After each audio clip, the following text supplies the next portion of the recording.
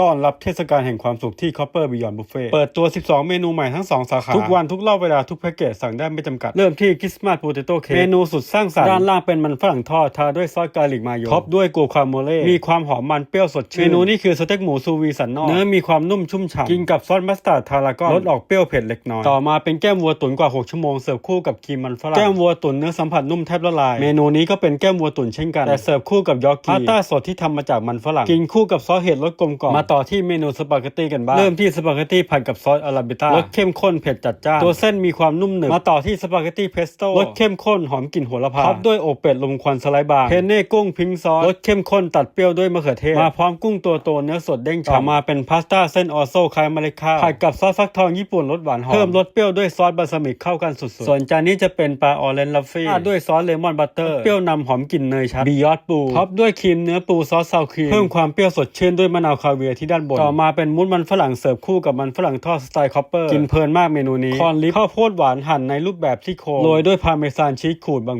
ๆรสชาติหอมหวานมันเผ็ดเล็กน้อยไปฟินได้แล้วที่ Copper Beyond Buffet ทั้ง2 สาขา